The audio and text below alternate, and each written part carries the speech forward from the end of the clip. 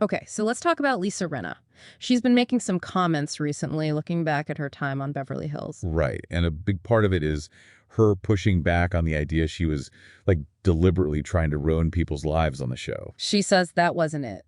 But she does admit there's still some bitterness left over, for her and the others. Yeah, even 2 years after she left, she feels they all sort of carry it still. And then you have her husband, Harry Hamlin, weighing in. His take was pretty blunt. Oh, yeah. Basically saying her job was to be difficult, or the source used the word surety for ratings. That it was necessary for the show to keep it going. Exactly. A very kind of pragmatic view of reality TV. That stirring things up was just functional for the job. And Rinna seems to be echoing that a bit now, saying that looking back after these 2 years, she doesn't actually dislike the women. Which is interesting, right? Because she admits she had to work with them in a way that was prickly, her word. To make a television show. That was the justification. Mm-hmm. It frames the drama very much as a performance, or at least a role she played for production. And Harry Hamlin just doubled down on that, reportedly told her, that was your job. Yeah. Your job was to be shardy from time to time to get ratings. Puts a very professional, almost cold lens on those personal fights we watched. But even calling it a job, she still acknowledges the emotional fallout, saying they all carry so much of it. Right. And that they could let it go. They made a great show together. There's that tension again. Between the role she played and how it actually felt, or still feels. She even apparently tried to patch things up with Camille Grammer, years after calling her an a-hole. Yeah, the sources mentioned that specific attempt at reconciliation. But Camille hasn't publicly responded, apparently. Not as of the reporting, no. Okay, so that's one whole side of this. The reality TV dynamics, the performance, the bitterness. But then the conversation shifts dramatically. Completely.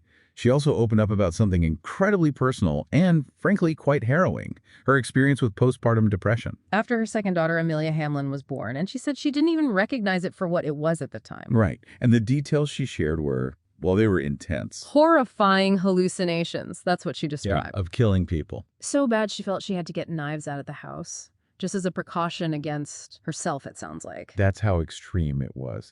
And also visions of driving into a brick wall. It sounds like profound hopelessness or really dark depression. She made a really important clarification, though. Crucial, yeah. That these horrible thoughts, these visions, they weren't about hurting the baby. No, it was about her own despair, her own internal state, not directed at Amelia. Which points towards severe depression, possibly with psychotic features, rather than, say, postpartum psychosis, specifically focused on the infant. A key distinction. And looking back now, years later, she apparently said she felt she was completely psychotic during that time. Which really underlines how severe and terrifying that must have been.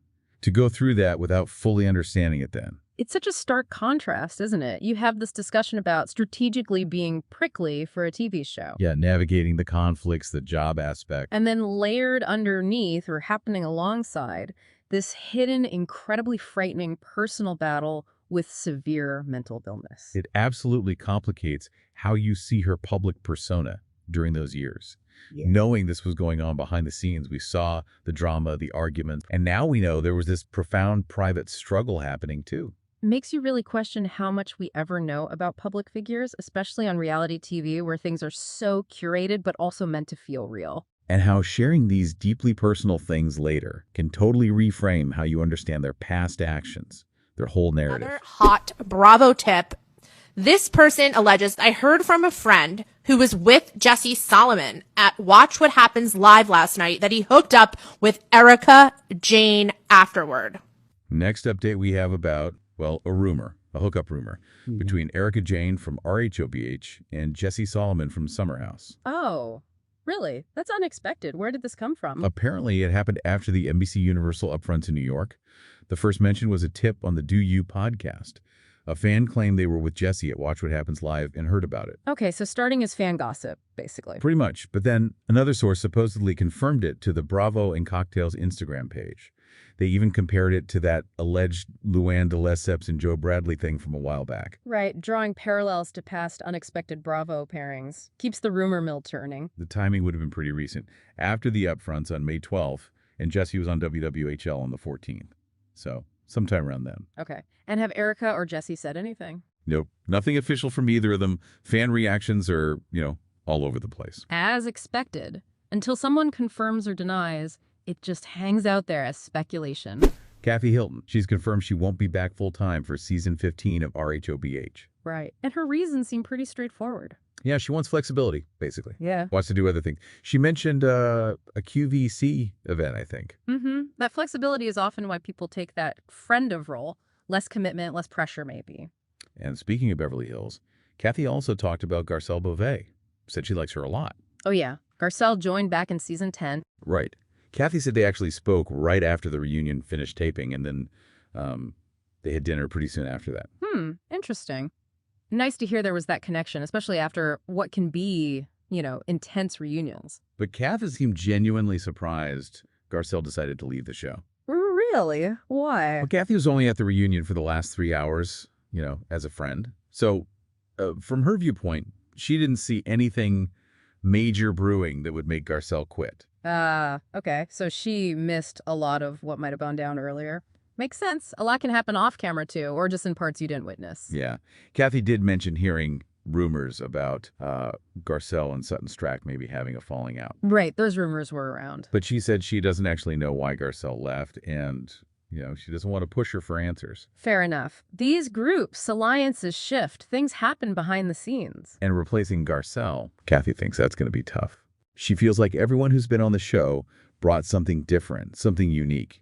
So you can't just slot someone else in easily. She did say casting discussions are happening now, though. Oh, definitely. Casting is always key. Finding someone new who fits, but also brings something fresh. It's a balancing act. And just on a personal note, Kathy mentioned, again, she hopes Kyle Richards and Mauricio Umansky can work things out. She emphasized the family connection and just said she doesn't really like change much. Yeah, I think a lot of viewers feel that. You follow their lives for so long. It's tough seeing relationships struggle, especially under that reality TV spotlight. Okay, next update we have about Lindsay Hubbard from Summer House. And things sound a bit complex there, too. Oh, what's going on? Well, on the season finale, she talked about a major conflict with her boyfriend, Turner Couffet. Okay. It boils down to his privacy versus her very public life. He wants to stay out of the spotlight. She, lives in it.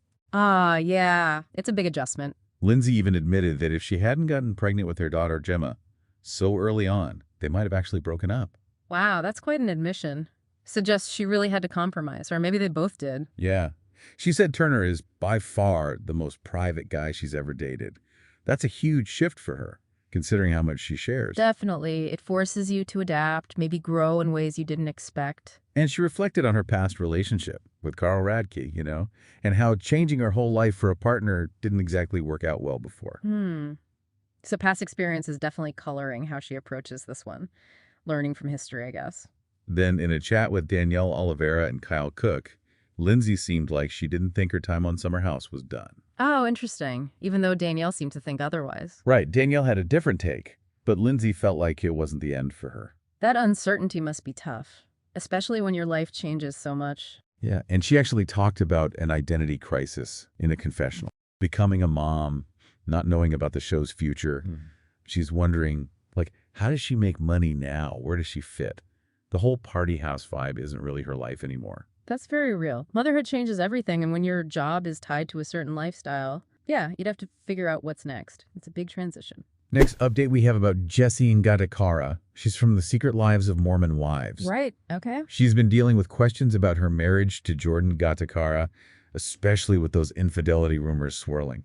I saw she appeared on a podcast without her wedding ring. That always gets people talking. Yeah, the Vile Files. She acknowledged, that reality TV is tough on relationships, said they're working through things, but it's, quote, tricky right now. Okay, so acknowledging issues, but keeping it a bit vague. Pretty much. She hinted she might say more later. When she was asked directly about the affair stuff, with Marciano Brunette from Vanderpump Villa claiming they slept together, Jessi couldn't say a lot, but she did say there was so much more to the story. And, relationships are complicated. The standard "there's more to it" line. Often true, but leaves you wondering. But then things got maybe a bit more revealing. She was asked if Jordan is currently a good role model for what she'd want her daughter to look for in a husband. Ooh, tough question. What did she say? She gave a very hesitant, sort of loaded sounding no. Wow, okay. Yeah. And she added that both she and Jordan have things they need to work on. That says a lot, doesn't it? That no speaks volumes about where things might really stand.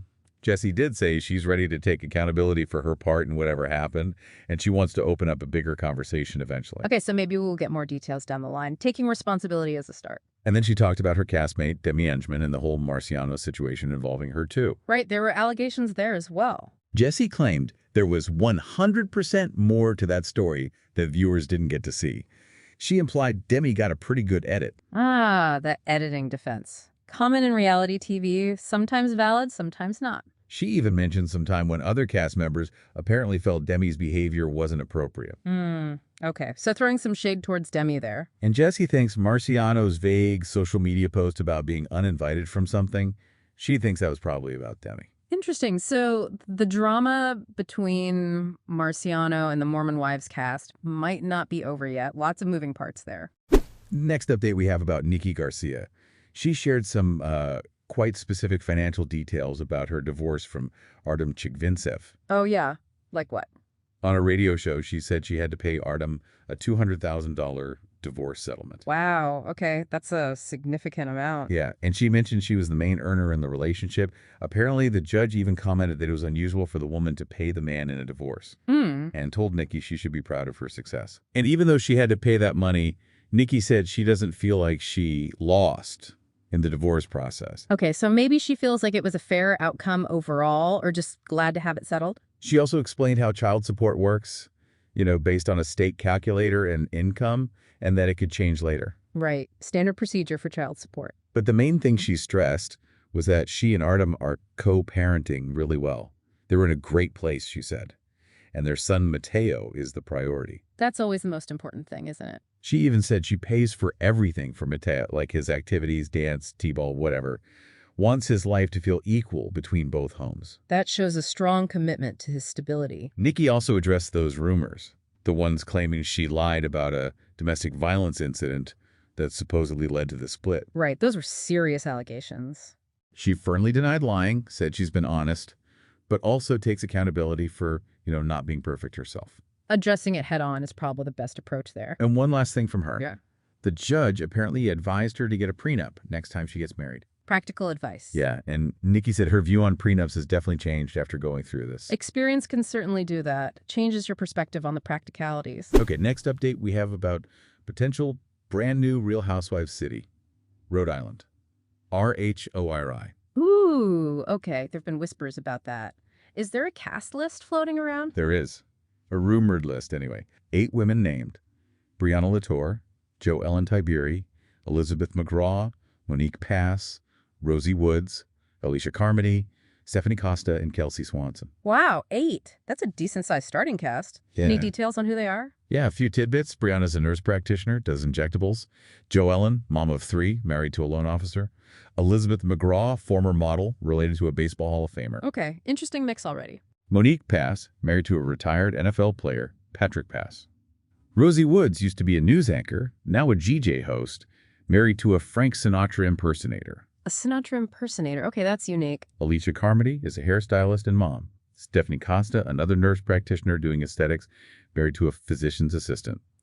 And Kelsey Swanson is a makeup artist, hairstylist, and former Miss Rhode Island, USA. Quite the lineup. Lots of different professions, some existing connections, it seems. Sounds promising. And apparently this group was spotted together at a mall in Boston, oddly enough.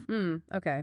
Adds a little fuel to the fire that this is happening. Bravo's official description, if this goes ahead, talks about a tight-knit community, deep roots, long friendships, family ties, all in a small state where it's hard to escape your past or each other. That sounds like classic housewife setup, especially the small state, everyone knows everyone angle. Recipe for drama. And Andy Cohen himself weighed in. He called the potential RHORI cast incredible and very Italian. He mentioned how connected they all are. Compared it to early Real Housewives in New Jersey, but maybe even more Italian, with deep families. Wow, high praise and a specific comparison. Early Jersey was intense. If RHRI captures that, viewers might really get into it. Next update we have about Heather Dubrow from RHOC. She's been pushing back against claims that she and Terry donated money to Yale to get their daughter Katerina accepted. Ah, yes, the college admissions speculation. It always pops up with celebrity kids at top schools, especially after that big scandal a few years ago. Totally. Heather responded directly to someone on social media who was asking about like how big the donation might have been. She shut it down flat. Just a straight denial. Yep. And then in an interview, she said that whole bribery thing, quote, sailed a long time ago, and even if she wanted to pay, that's not a thing anymore. Suggesting maybe the schools are more careful now, or it's just not how it works. Heather also talked about how she handles her kids' education, said it's their job to study, do their best, and she's there for support, but she doesn't, like, fight their battles for admissions. Right, emphasizing their own effort and responsibility. She sounded really proud of her daughter getting in on her own merit. Said she wants her kids to be places where they actually belong and can thrive. Yeah, that makes sense. Reinforces the idea that it was Katerina's achievement, not something bought. So if you want to keep up with all this, make sure you subscribe to Real Tea TV. Yeah, and hit that bell icon. You don't want to miss our next breakdown. Thank you for watching this video. See you tomorrow.